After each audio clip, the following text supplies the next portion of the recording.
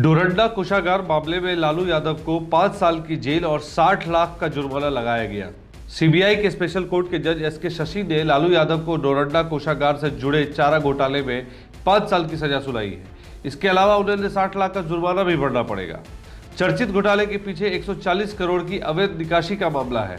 Media से बात करते हुए उप मुख्यमंत्री श्री तारकेश्वर प्रसाद ने कहा कि न्यायपालिका पर सबको भरोसा होना चाहिए और चूंकि ये बहुत दिन से लंबित मामला और चर्चित घोटाला था, तो जो भी प्रक्रिया हुई है न्यायिक दृष्टिकोण से हुई है, इसलिए न्याय प्रणाली पर आरोप लगाना गलत होगा। न्यायपालिका किसी से प्रभावित नहीं है और यह जो लोग इल्जाम लगा रहे हैं ये वही लोग हैं जो उनके साथ हैं और उन्होंने ही घोटाले का सबसे पहला आरोप बढ़ा था। देखिए, ये तो एक लंबी न्यायिक प्रक्रिया के बाद न्यायादेश दिया गया है और यह अपने समय का काफी चर्चित घोटाला है और जो कई कोषागार में लगातार इस तरह के घोटाले हुए और उसमें ये सबसे बड़ा घोटाला के नाम से जाना जाता है और यह मुकदमा वही लोग किए थे जो आज इनके साथ हैं और आज भी न्यायपालिका पर पूरे देश के लोगों का भरोसा है, हम सबों का भी भरोसा है। कानून ने अपना काम किया है और ये आरोप लगाना कि इस न्यायिक प्रक्रिया को कहीं से प्रभावित किया गया है, यह सरासर झूठा आरोप है। इन आरोपों से प्रत्येक व्यक्ति को बचना चाहिए। मैट्रिक परीक्षा में दूसरे के बदले परीक्षा देते हुए मुन्ना भाई गिरफ्तार। अरविंद कुमार परीक्षार्थी बनकर 4 दिनों से दे रहा था एग्जाम। नगर थाना क्षेत्र के इस्लामिया +2 विद्यालय केंद्र से हुआ गिरफ्तार। अपनी विभिन्न मांगों को लेकर कोड़ा में सेविकाओं व सहायिकाओं का 1 दिवसीय धरना। बाल विकास परियोजना कार्यालय के सामने कोड़ा की तमाम सेविकाओं और सहायिकाओं ने विभिन्न मांगों को लेकर धरना प्रदर्शन किया। सेविकाओं ने गंभीर आरोप लगाते हुए कहा कि उनकी नियुक्ति 10वीं उत्तीर्ण पर किया गया था, वही सरकार आज मोबाइल थमाकर अंग्रेजी में सभी डाटा भरने का कार्य बोझ दे रही है, जिसमें वह लोग असमर्थ हैं और आए दिन इस तरह के डेटा को भरवाया जाता है और अगर देरी हो जाती है तो उन्हें धमकाया जाता है कि बड़े साहब आ रहे हैं। उन्होंने आरोप लगाते हुए कहा कि कोरोना काल में किए गए कार्यों को लेकर भी सरकार भूल रही है एवं प्रोत्साहन राशि देने को लेकर दूर भाग रही है।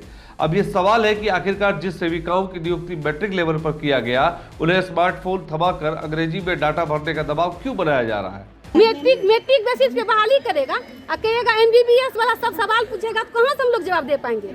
आज हम लोग कोरोना में कितनी सारी सेविका आशा सब मिलके काम किए, लेकिन आशा सबको पैसा दिया रहा है, प्रोत्साहन राशि दिया जा रहा है, लेकिन हम लोग क्या काम नहीं किए?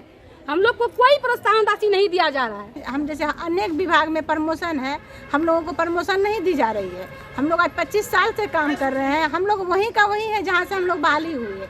बाकी हर एक विभाग में है क्या कि उसको प्रमोशन मिलता है या उसको मतलब 10 साल के बाद उसका मतलब वेतन में वृद्धि होता है, लेकिन हम लोगों के साथ ऐसा कुछ नहीं हो रहा है। हम लोग को मानसिक, शारीरिक और आर्थिक हर रूप से सरकार के द्वारा प्रताड़ित की जा रही है। किसी मजदूर को हम अपने काम के लिए बुलाते हैं तो 300 रुपया देते हैं, मेरे 75 रुपया मिलता है, तो हम उससे क्या करेंगे? मेरे पास बाल बच्चे है, छोटा बाल बच्चा लेके हम सुबह से आंगनबाड़ी का काम करते हैं और हम क्या दूसरा काम कर पाएंगे जो कि हम अपने परिवार को पाल सकते हैं? मोबाइल भी नहीं है, सबका मोबाइल खराब हो चुका है, लेकिन सरकार बार बार जो है स्पष्टीकरण निकलता है DM के यहाँ से, CDPO के कार्यालय से कि आप लोग काम नहीं कर रहे हैं, वजन नहीं हो रहा है, THR नहीं हो रहा है, लेकिन मोबाइल सेविका के पास रहेगा तब तो काम करेगी। जिसको समझ में इंग्लिश नहीं आ रहा है वो इंग्लिश पढ़ पाएगी तब तो काम किया जाएगा। मोबाइल से सरकार को काम करवाना है तो हम लोगों को पैसा चाहिए, हम लोग उसमें पैसा या तो लगाएंगे या तो उससे बेहतर मोबाइल खरीदने का काम करेंगे और हम लोगों को मानदेय चाहिए 20,000, मानदेय नहीं वेतनमान चाहिए। और जिस तरह टीचर को मिलता है पैसा उस तरह हम लोगों को पैसा मिलना चाहिए। और पॉइंट है, हम लोग कोरोना में पूरा तन मन से काम किए हैं, लेकिन सरकार के नज़र में हम लोगों का कोई काम नहीं है। और पॉइंट है, हम लोग जन्म मृत्यु प्रमाण पत्र बनाते हैं और प्रधानमंत्री योजना का काम करते हैं, मुख्यमंत्री योजना का काम करते हैं। इसके लिए हम लोगों को बार बार ऑफिस आना पड़ता है, हम लोगों को उसका ID चाहिए। भारत सरकार की संकल्प योजना अंतर्गत 15 से 50 वर्ष के बेरोजगारी एवं प्रवासी मजदूरों को आत्मनिर्भर एवं रोजगार परक बनाने की दिशा में सोमवार को कुर्सेला प्रखंड मुख्यालय परिसर में 1 दिवसीय युवा कौशल सर्वे सह पंजीकरण शिविर का आयोजन किया गया। इस आयोजन में सैकड़ों युवा युवतियों की भीड़ से लग गई। वहीं पंजीकरण को लेकर कई काउंटर भी लगाए गए थे। श्रम संसाधन विभाग के जिला कौशल प्रबंधक कुमार ऋतुराज ने बताया कि जिला प्रशासन कटिहार की तरफ से भारत सरकार की संकल्प योजना अंतर्गत आज युवा कौशल से पंजीकरण शिविर का आयोजन किया गया है, जिसके अंतर्गत 15 से 50 वर्ष आयु वर्ग तक के लोग तथा प्रवासी मजदूर भी भाग ले सकते हैं। इस पंजीकरण का मुख्य उद्देश्य है कि प्रशासन यह जान पाए कि लोग किस क्षेत्र में रोजगार प्राप्त करना चाहते हैं, ताकि भविष्य में उन्हें कार्य क्षेत्र में रोजगार दे सके तथा मजदूरों को पलायन से रोका जा सके। मधेपुरा जिले की मध्य निषेध टीम को बड़ी सफलता मिली है। उन्होंने ड्रोन की सहायता से मधेपुरा के जोरगामा में कई जगह पर छापेमारी कर अवैध शराब बनाने वालों को पकड़ा और कई शराब की भट्टी को ध्वस्त कर दिया। हालांकि जब शराब माफियाओं की नजर ड्रोन पे पड़ी तो वह वहां से रफू चक्कर हो गए। यह खबर मधेपुरा के मुरलीगंज थाने की बताई जा रही है। सहरसा के लोगों को बहुत जल्द रेलवे की तरफ से सौगात मिलने जा रही है। अगले महीने के पहले सप्ताह से पूर्व सहरसा दरभंगा के बीच सीधी रेल सेवा शुरू कर दी जाएगी। बता दें कि वर्ष 1936 से पूर्व सहरसा से मिथिलांचल का रेल मार्ग से सीधा जुड़ाव था, लेकिन उसी साल आई भीषण बाढ़ की वजह से इनका आपस में संपर्क टूट गया। हाजीपुर जोन के मुख्य जनसंपर्क पदाधिकारी श्री विनय कुमार ने बताया कि शुक्रवार को निर्मली तबूरिया के बीच 19 किलोमीटर का सीआरएस निरीक्षण किया गया और इसकी जांच रिपोर्ट आने की प्रतीक्षा की जा रही है, ताकि उसके बाद इसकी अप्रूवल दी जा सके।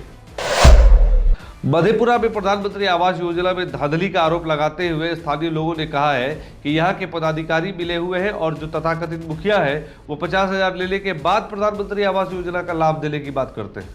स्थानीय लोगों ने यहां तक कहा कि हम लोग 6 महीने से दौड़ रहे हैं, लेकिन अभी तक कोई सुनवाई नहीं हुई है।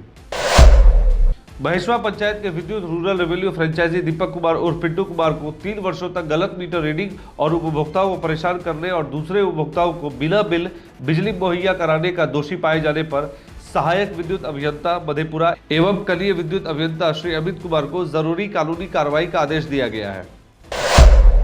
सहरसा सौर बाजार प्रखंड के बैजनाथपुर थाना अंतर्गत एक दोस्त के द्वारा किए जाने का मामला सामने आया है। बताया जा रहा है कि खजूरी गांव के समीप दोस्त को ट्रेन के आगे धक्का देकर दूसरे दोस्त ने उसकी हत्या कर दी, जिसके बाद मृतक के परिजन ने थाने में 3 नामजद अभियुक्तों के खिलाफ एफआईआर दर्ज कराई। पुलिस ने त्वरित कार्रवाई करते हुए 1 नामजद अपराधी को गिरफ्तार कर लिया गया है।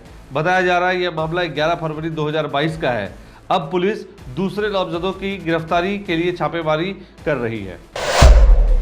लालू यादव को डोरंडा कोषागार मामले में सजा होने के बाद राजद नेता प्रतिपक्ष तेजस्वी यादव ने कहा कि यह सजा निचली अदालत और सीबीआई की विशेष कोर्ट के द्वारा सुनाई गई है। उन्होंने कहा कि यह कोई अंतिम फैसला नहीं है, हम इस फैसले को हाई कोर्ट में चैलेंज करेंगे और हाई कोर्ट में यह फैसला बदल जाएगा और लालू जी के पक्ष में ही आएगा। उन्होंने आगे कहते हुए कहा कि बिहार में लगभग 80 घोटाले हुए हैं और कहां हुए किसी को नहीं पता। उस समय सीबीआई, ईडी, एनआईए ये कहां सो रहे हैं। इन सब मामलों में अभी तक कोई कार्रवाई नहीं हुई। तो उन्होंने इशारों में निचली अदालत के फैसले को प्रभावित करने की भी बात कही। हमने पहले भी कहा कि ये विशेष अदालत है, सीबीआई की अदालत है और ये this is not the last judgement, ये कोई अंतिम फैसला नहीं है।